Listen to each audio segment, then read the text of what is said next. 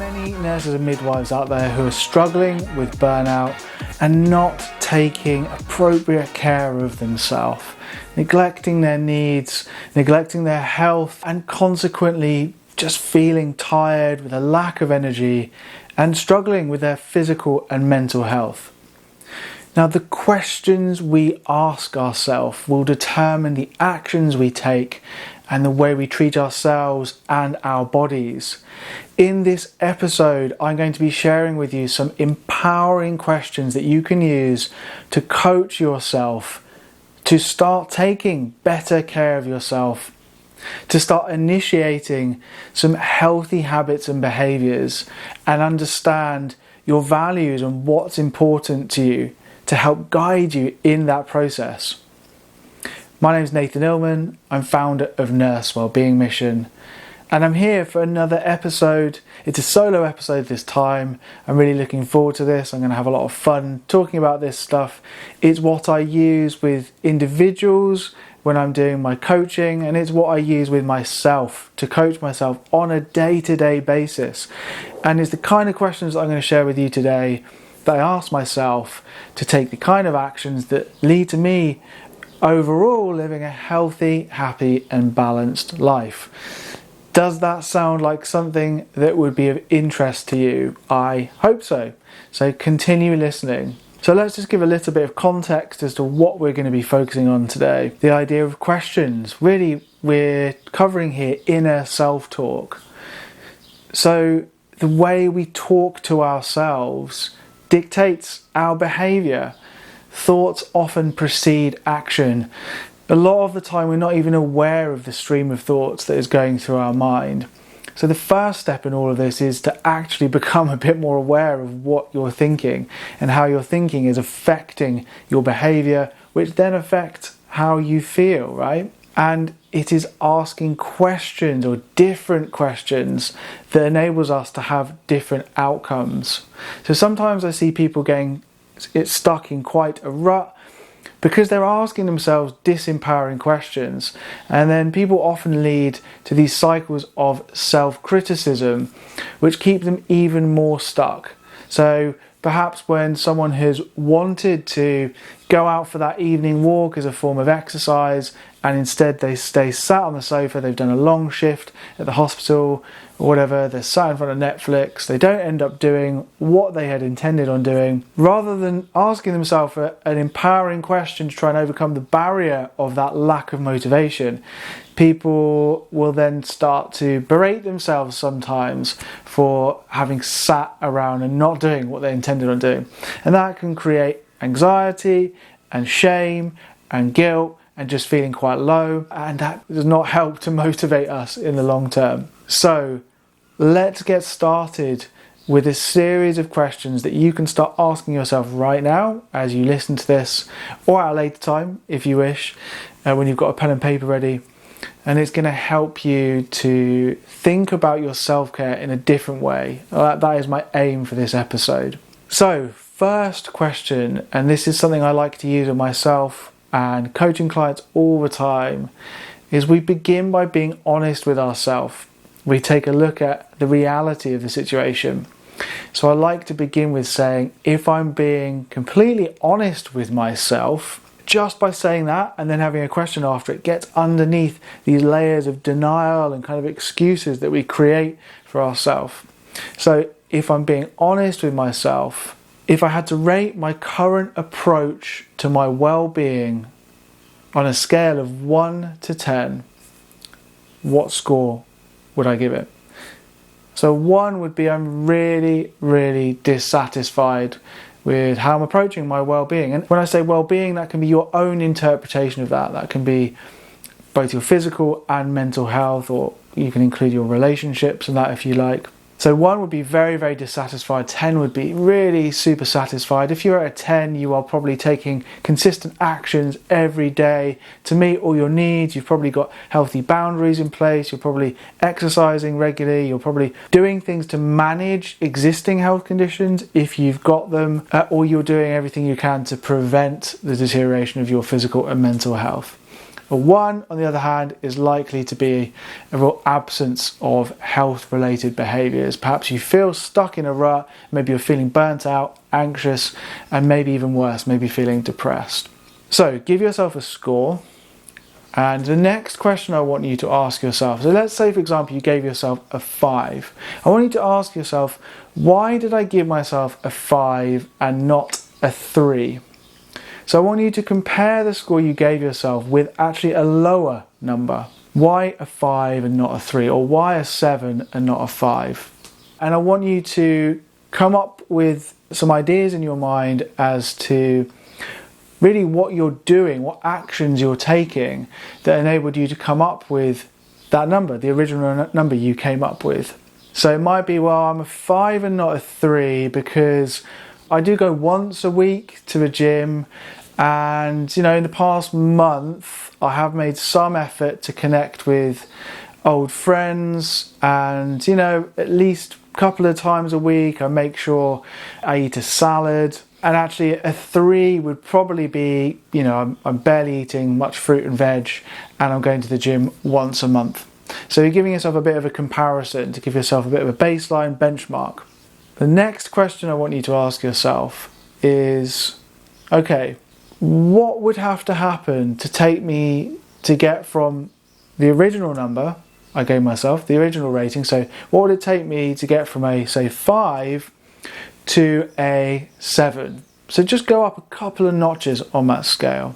What specific actions would I have to take? How would life on a day-to-day or week-to-week basis look differently if I were to be rating myself as a 7? Now, what this does is it helps us to imagine some of the things that are important to us about our health and well-being, some of the specific actions, and it gives us an idea about how we want things to change, an idea of where we want things to change. So it might be that, for example, to get from a 5 to a 7 for you, it might be to actually start that new hobby that you had been intending on doing. It might be that you had wanted to give paddleboarding a go or something. If you live by the seafront like I do in Brighton, maybe there's a new thing that you wanted to try.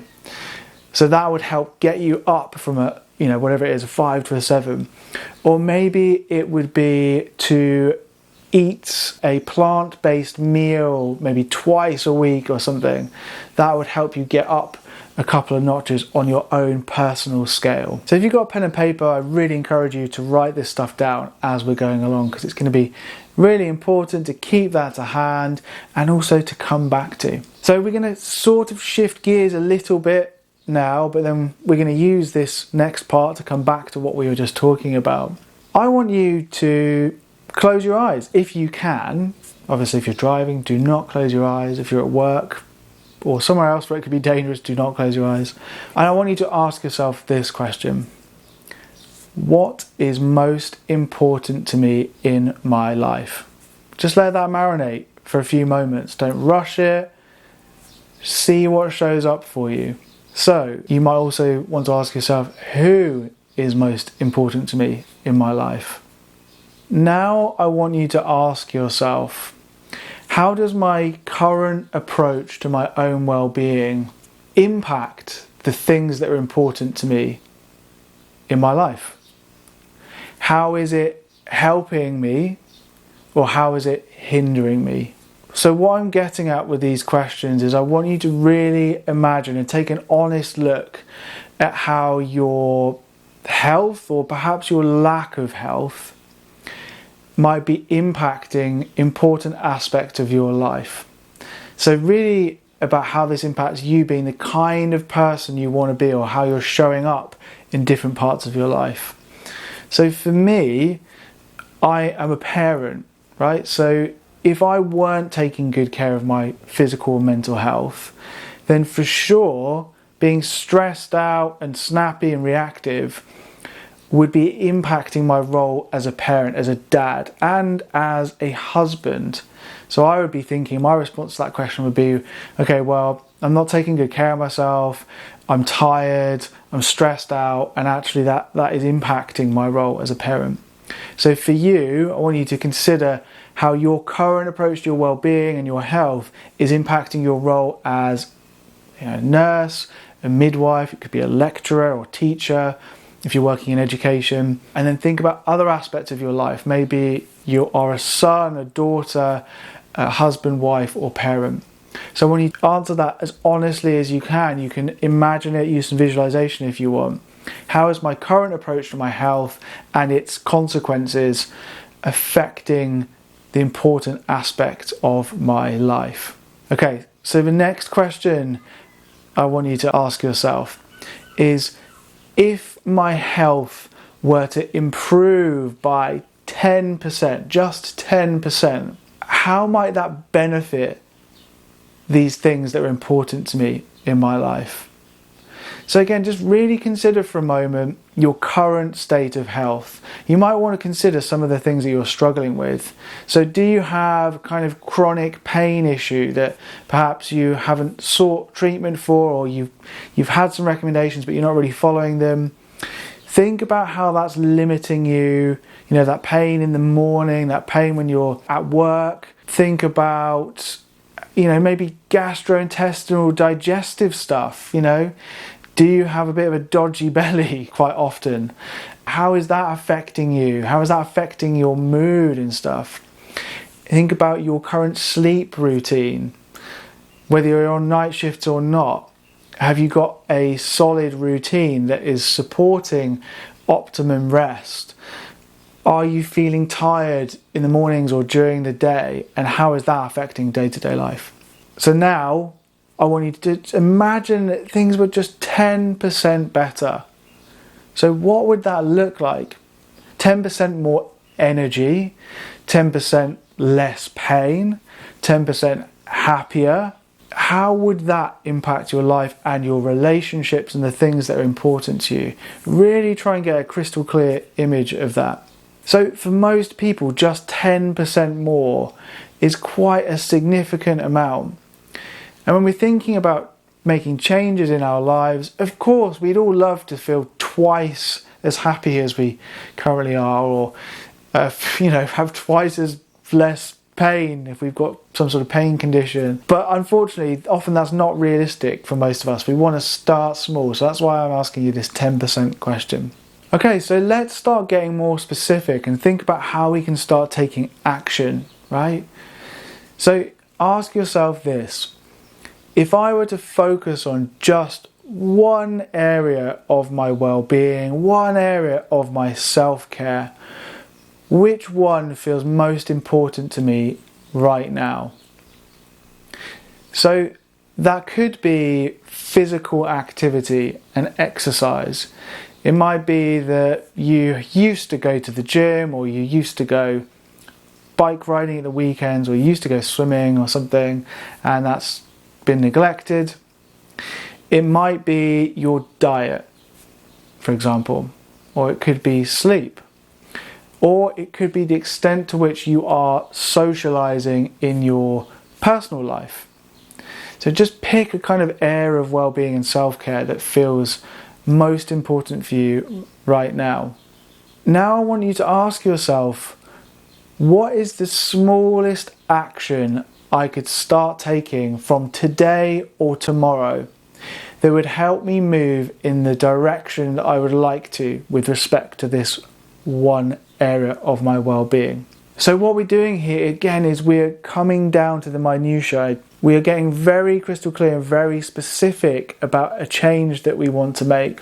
Often I see people saying, oh yeah, I want to start going to the gym more, I want to cut out meat, oh yeah, I really should stop watching Netflix till midnight, I want to sleep better. And they have all these things, and of course what happens is when we have too many competing goals in our mind, our brains are just not able to focus on one thing. So what we tend to find with behaviour change is that by focusing on one thing, we're much more likely to be effective. So, what is one small action you could take? It might be, I can go out for an evening walk this evening.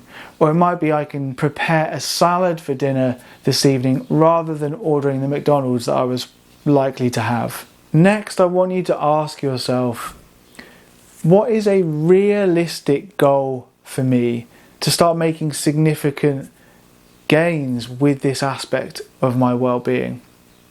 So often when I'm working with people one-to-one, I'll ask people to come up with a bit of a goal with respect to their well-being.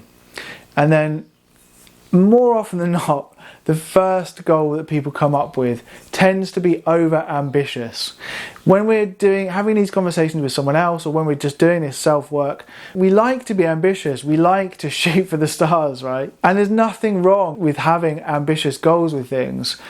But often what happens is we go for super ambitious. We say, I'm gonna go to the gym 5 times a week. And then of course, most people just aren't able to commit to that. You know, you're only human. That is a lot of effort to do that, to stick to such a commitment. And then when people start to fail, they get into this cycle where they just say, oh, I knew I wouldn't achieve that. Oh, there's no point. And people get very deflated and abandon the goal altogether. So I often ask people to come up with an initial goal. So over the next week, what is realistic for me to achieve with respect to this area of my well-being and self-care? And then I'll just do a bit of light prodding and say, is that realistic for you? Know thyself. Think about your past behaviour, your past process when you've gone through this kind of thing where you say, I'm going to do something. How likely is it really that you will follow through what you've just said? And then often people will say, oh yeah, you know what, actually I'm quite busy this week because I've got this publication that I'm writing and I've got to do a presentation. Oh, and my kids have swimming practice that I need to go to. So we start to realise all of the obstacles, right? So come up with a more sensible goal. Now I want you to ask yourself, in the past, when I've tried making this kind of change, what obstacles, challenges and barriers have I come up against? And I want you to think about practical barriers and also internal barriers. So what are the kind of things that compete for your time when you're trying to implement these kind of changes? Is it commitments with your children? Is it not being able to say no with people asking you to do overtime at work? And internally, what are some of the excuses that you have tended to give yourself? We all do this, it's normal. So let's have some self-compassion for that. We all give ourselves excuses and reasons. We kind of talk ourselves out of doing something. So I want you to ask yourself that and to write this down if you've got a pen and paper.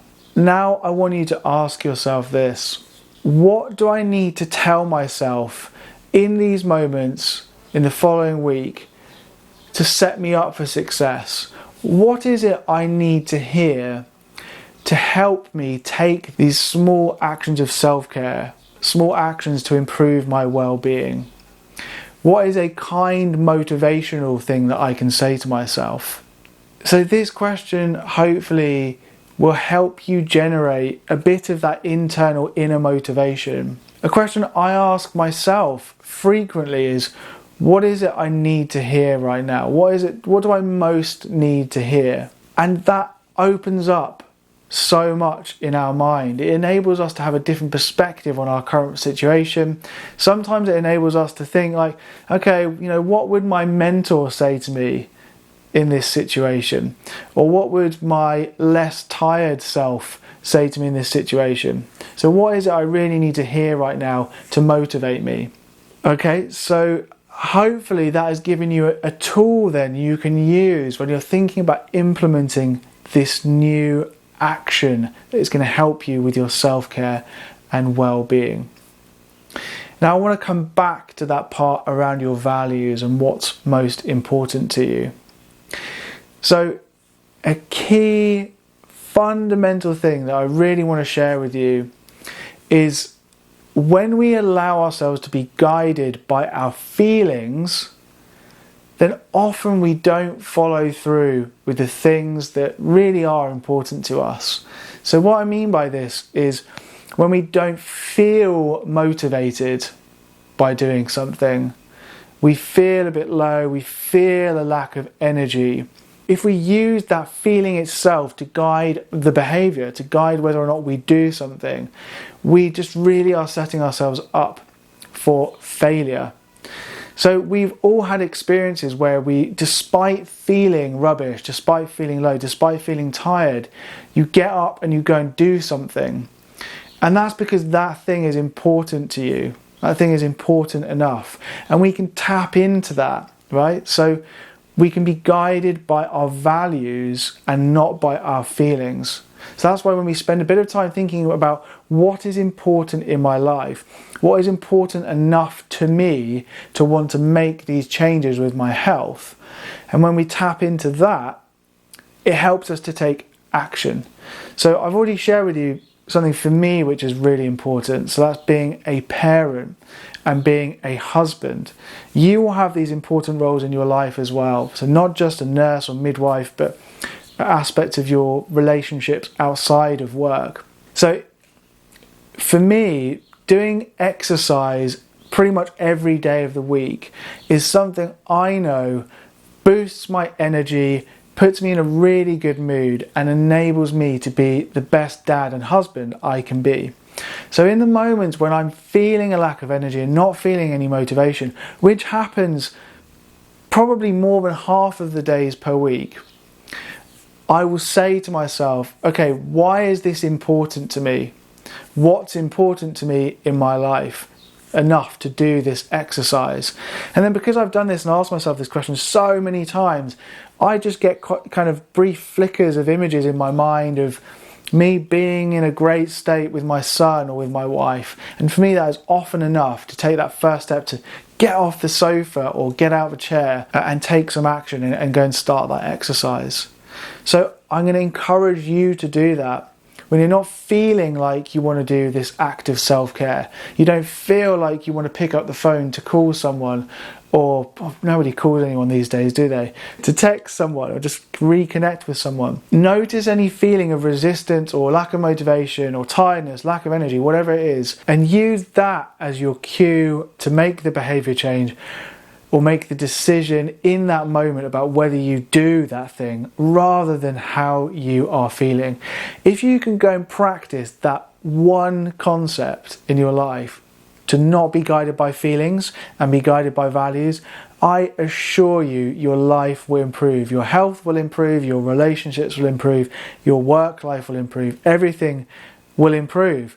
So go back, listen to the questions that I've asked in this episode, ask them to yourself again, write down your answers, and go ahead and start making these small changes, because it's the tiny small changes that we make each day. We create new habits that lead to the big impact, the 10%, the 20%, the 30% increase in how we feel. So just don't accept your current state as you are right now. Do not resign yourself to how you're currently feeling. You can change, you can make a difference in your own life, and that will help you make a difference in the lives of other people too. If you have enjoyed my enthusiasm, my motivation in this episode, this is exactly what I bring to people when I do one-to-one coaching. I have a coaching program for nurse and midwife leaders who are feeling burned out, who've been neglecting their own self-care and are wanting to take that to the next level, to shift things around and to develop a healthy relationship with themselves so they can lead with confidence and lead in the way they want to in their role. If you'd be interested in finding out about that, you can just get in touch with me. You can find me on social media, on Instagram @_nurse wellbeing mission. You can find me on LinkedIn, it's just Nathan Illman. You can email me, it's nathan@nursewellbeingmission.com, or find me on my website www.nursewellbeingmission.com. This has been a whole lot of fun. If you don't already subscribe to the podcast, I really recommend doing that. You'll get more wellbeing tips, more of my motivation and enthusiasm, and access to some amazing interviews with some fabulous guests in your industry. I hope you are well wherever you are, and I look forward to coming back to you and bringing you the next episode in the next couple of weeks.